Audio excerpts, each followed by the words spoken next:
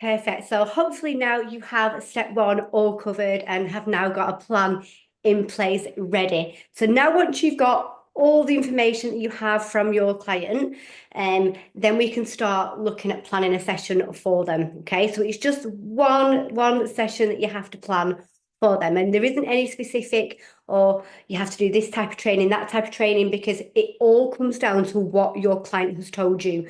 Okay. So that we can't really say, right, you need to do resistance work or cardio work, because ultimately you have to go with what your client wants. It's not what we want for our clients, it's what they want, but we can support them. So for example, if someone wants to just lose weight, that's absolutely great. So you want to just lose weight, that's not a problem. Are you looking at building strength? Do you want to build a bit of muscle? So sometimes as well, there's always like a secondary one in there. So there isn't any necessary criteria for the session plan, apart from just make sure that whatever information you got from your consultation, your plan is based around their goals. Okay. Sometimes you can read it. I've had it where people, but it doesn't specifically tell me what I need to do.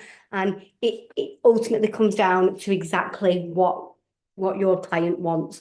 So you have to design a 45 to 60-minute session. What we find is people overplan by a lot because they always forget to add in the rest period. So remember, there are different types of training. So we have strength training, we have hypertrophy, and we have endurance. Okay, so depending on what one they're doing, don't forget, so your hypertrophy, well, your strength needs longer rest periods. Your hypertrophy is your middle rest periods, and your endurance is less rest periods. So people forget to include the rest period. Okay, so we're going to send you a plan. So making sure that you know clearly what exercise they're doing, teaching points, time, and their 1 rep max. So remember, their 1 rep max is the one exercise that they can do. So for example, how many times can they, not how many times, if they was to do like a bench press, what is their 1 rep max? So they can only do one. If they do two, that's not their 1 rep max. Then we have to put that heavy weight on to make sure we find out what their 1 rep max is. Okay. So we have it really set out clear on your training plan if you're with us. So we'll send that over. So it's a very clear plan of action of what exercise they're doing, how many sets, how many reps, any teaching points, and what rest period. So make sure that you add in the rest period, because that does really make a massive difference running from a 60-minute session to an hour and a half session where we have had it. So plan for a 45-minute session, 60-minute session. Again, and it's all based on whatever your client has told you they want from the program. So again, it could be resistance machines, it could be cardiovascular machines, it could be circuits. It is whatever your client has asked you to plan for them. If you are struggling, please give me a ring. That's what we're here for. I can help you run through that. Again, you need to make sure that we run through a warm up. Okay, so don't forget, when you start to exercise, your body doesn't know that it's about to exercise. So it's up to us to get our body prepared to exercise. So what we need to do is we need to get that blood flowing. So what we always do is we start off with like the big movements to begin with. So don't forget, we don't have blood flow to our joints. So I personally would always get everything moving, like get the big circles going, get the hips moving. So anything that has joint actions, get moving, because there's no blood flow to joints. Okay, then what we would do is we would look at getting their heart rate up.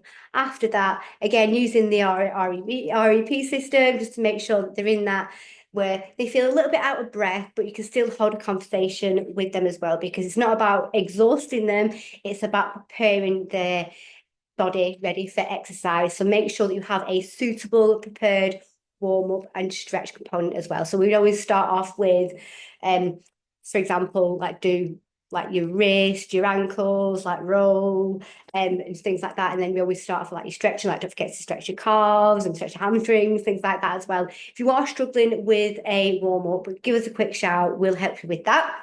Then after that, we need to make sure you have a suitable workout, which includes exercises that are functional.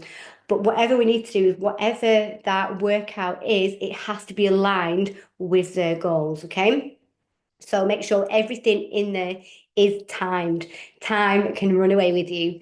And then make sure at the end we have a cool down stretch period. So this is where we hold stretches for a prolonged period of time. Okay. What we need to remember is when you stop exercising, your body doesn't know that it stopped exercising. So straight away you have to get it into the right if it's like a warm day, I always get people to sit down on the floor and do a stretch, do a bit of a stretch, cool down, breathe it through.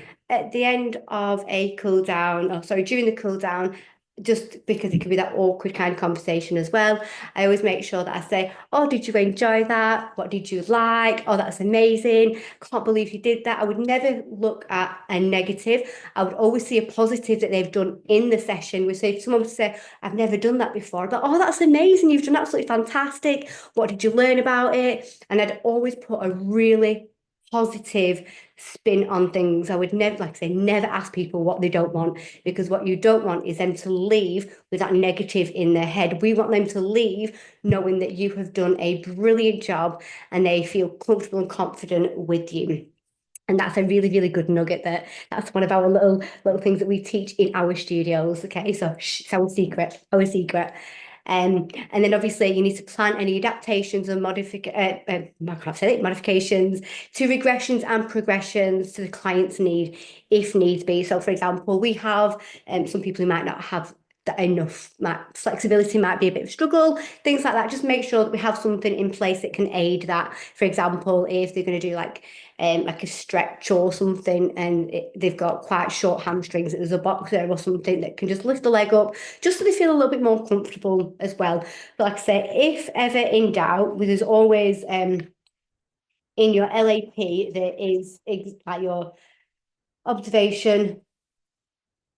So it's just making sure yeah, that you know, make sure that you get feedback, you know, make sure if do you feel okay, is everything okay? Communication. So when you are having them rest periods, it's up to you to tell them exactly what they're doing. So remember, we've got that nasty as well. So it's name it, adjust it, silent demo, and it's your turn. So again, it's making sure I will send that over to you as well. So it's making sure that when you're doing the session, they know exactly what they're doing, they know what muscles being worked, and at least then they feel like it's a really educational learning as well, because it's all well and good saying just do this because I'm telling you to do it, but unless they understand what they're doing and why they're doing it, they're never going to learn from you. And that's kind of our job, is to make sure that we have them in place. But it's all here as well. So it's clear communication, provide feedback as well. So it got teaching points, like everything's clearly timed.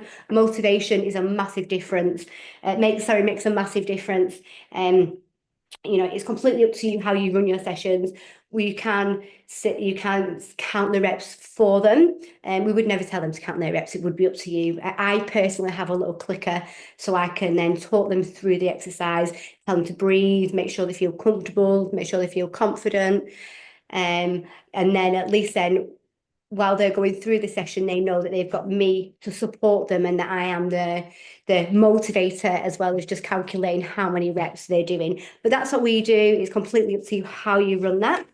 And then again, you just make sure you gain feedback, make sure they feel good, make sure that again that if you can see them doing an exercise that is wrong, it's absolutely fine. Just be like, oh, just to let you know, remember it's shoulders back, chest up. Remember to keep that back and nice and straight, keep that nice straight posture. Or I can see that your heels are lifting, make sure them heels are down. Again, it's up to us to make sure that they are training safe. So like I say, now we will be moving on to your next step, where we will actually now put it all into practice. And it is the fun bit. I promise you, once you've got the first one done and dusted, you'll look back and go, actually, I want to do that again. I want to do it again, because you've got that, you've gained all the knowledge now and you're ready to put it into practice. And once you've done it the first time, it's never going to be that awkward again. So now you've got the plan in place, then it's ready to execute it on your observation. Like I say, it's completely up to you if you want to do it in one. So that would be your warm-up, your main component, and then your cool down, or if you want to do it just all the way through. But like I say, don't forget you can take your clipboard with you as well, so you can make sure that nothing is missed. We do have some of our learners who uses a whiteboard in the studio as well. As long as you have something in front of you with everything that you need on that's planned, that's absolutely great. And if you do have any questions at all, please give us a quick shout. Like I say, your success is our success. And I hope I've explained everything as clear as possible.